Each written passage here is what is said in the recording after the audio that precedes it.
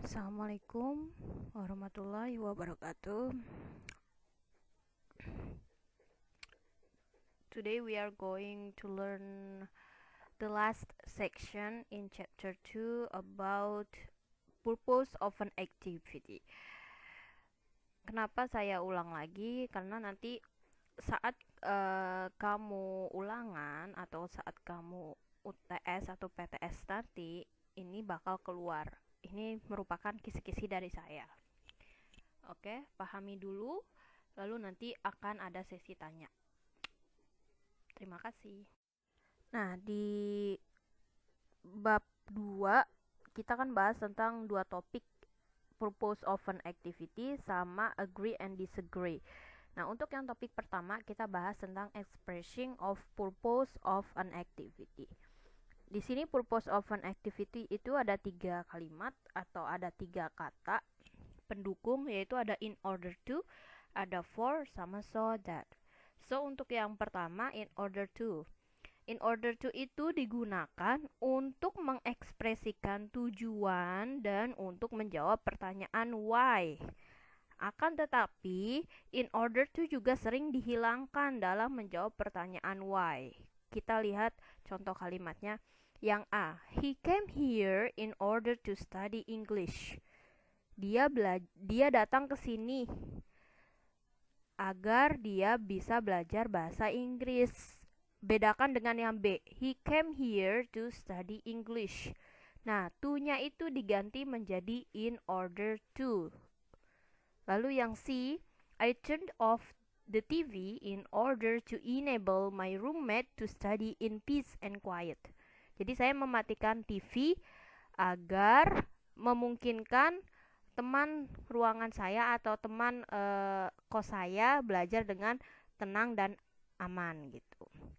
Yang D, I join SBMPTN program at Salemba Group in order to get public university. Saya bergabung di SBMPTN programnya di Salemba. Lalu supaya dia mendapatkan universitas publik gitu. Jadi di in order to itu artinya tadi apa? Agar. Jadi mengekspresikan tujuan dari si subjek. Dia mau melakukan apa? Nah, melakukan aktivitasnya itu harus berdasarkan tujuan.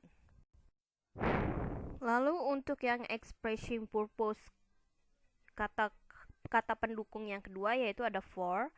For di sini yaitu terkadang digunakan untuk menyatakan tujuan, namun hanya sebagai preposition atau kata depan dan hanya diikuti oleh noun object. Apa noun object? Kata benda object. Contohnya yang A, I went to the store for some bread. Yang B, I went to the store to buy some bread. Apa bedanya di sini? Coba kasih tahu, Miss. Di sini bedanya untuk yang kalimat A, dia menggunakan for some breed karena dia memposisikan for ini sebagai preposition. Sama dengan yang B. To-nya itu diganti harusnya menjadi for gitu. Jadi dia ke shop itu atau ke toko itu untuk membeli roti. Nah, di sini ada catatan juga dari Miss.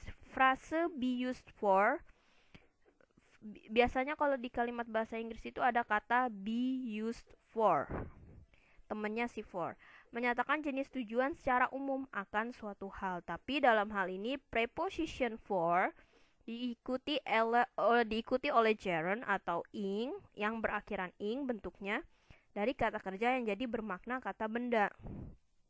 Contohnya, a saw is used for cutting wood, atau bisa juga a saw is used to cut wood. Namun, jika membicarakan hal yang particular atau khusus atau dalam situasi khusus atau tertentu, yang digunakan adalah be used plus an infinitive, kalimat infinitive. Contohnya, a chainsaw was used to cut down the old oak tree. Itu untuk catatan di for, oke? Coba pahami baik-baik. Nah, untuk yang purpose ketiga, kata pendukungnya yaitu ada so that, supaya. So that di sini memiliki arti yang sama dengan in order to, yaitu mengekspresikan tujuan, meskipun kata that sering dihilangkan pada kalimat terlebih dalam penggunaan speaking atau bicara. Contoh kalimatnya di sini, I turned off the TV so dalam kurung that my roommate could study in peace and quiet. B. I joined SBMPTN program at Salemba Group so that I can get government university. Jadi that-nya itu sering dihilangkan atau sering diganti atau dipakai tanda kurung, buka sama kurung tutup seperti itu. Itu kalau dalam speaking ya. Lalu yang bawahnya, so that itu sering digunakan daripada in order to ketika makna utama kalimat sedang dikatakan atau sedang dilakukan. Can digunakan sebagai adverb clause atau anak kalimat untuk kalimat yang bermakna present dan future. Sedangkan could untuk yang bermakna past. Jadi could-nya itu adalah bentuk lampau dari kata can. Nah, can-nya itu merupakan adverb clause atau anak kalimat yang berarti atau yang bermakna present dan future. Contoh kalimatnya di sini yang A, I'm going to cash a check so that I can buy my textbooks. Yang B, I cashed a check so that I could buy my textbooks. Apa bedanya di sini? Bedanya untuk yang A, dia kalimatnya menggunakan simple future. Ada am dan going dan to. Nah, itu simple future. Berarti yang sedang dilakukan. Ya, sedang dilakukan. Dan juga ada kata can di situ yang artinya adalah anak kalimat atau adverb clause. Lalu yang B-nya, I cashed a check so that I could buy my textbook. Berarti di sini ada kata lampau. Yang mana kata lampaunya? Yaitu ada could dan juga ada cashed yang akhirannya e dan d, ed gitu. Jadi kamu pahami dulu in order to, for, dan so that. Ini ada macam-macam kalimat yang harus kamu pahami betul-betul. Nah, lalu di sini untuk yang bagian kedua dalam purpose of an activity, Miss tambahin ada plan dan purpose. Asking for plan and purpose by using question word why, titik-titik, and what for. Jadi di sini plan itu, purpose itu sama dengan plan, rencana. Apa sih rencana kamu melakukan kegiatan itu? Nah, lalu di sini kita lanjutkan lagi. Question word atau kata tanya yang digunakan untuk menanyakan rencana dan tujuan atau alasan adalah what and why. Contoh kalimatnya, what is your plan for finishing these cases? Apa rencanamu untuk menyelesaikan masalah-masalah ini? Yang B, I need to discuss about them to others first so I can make decisions.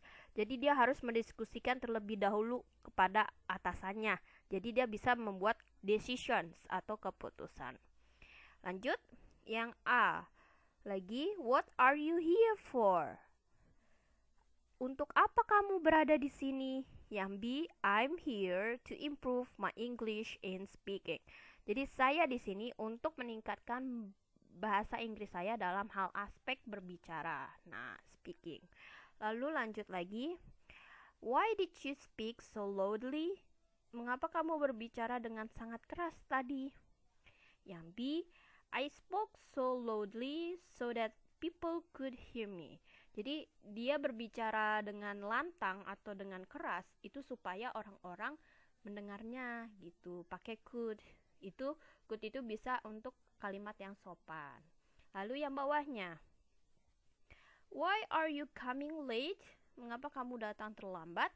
Yang B, I had to visit my physician before I'm coming here because I have felt unwell since this morning. Jadi di sini dia merasa harus mengunjungi physician-nya atau dokternya sebelum dia datang ke sekolah misalnya ya, karena dia merasa tidak enak badan, felt unwell sejak tadi pagi gitu. Jadi kalian harus benar-benar paham apa bedanya plan sama purpose. Jadi di sini Miss kasih sedikit kisi-kisi untuk nanti PTS. Pelajari dengan baik-baik atau cermati dengan baik-baik ya. Okay, today I think it's enough for the last section in chapter 2. So take the exam right now in Google Classroom. I will give you the link for the exam test. The exam of English due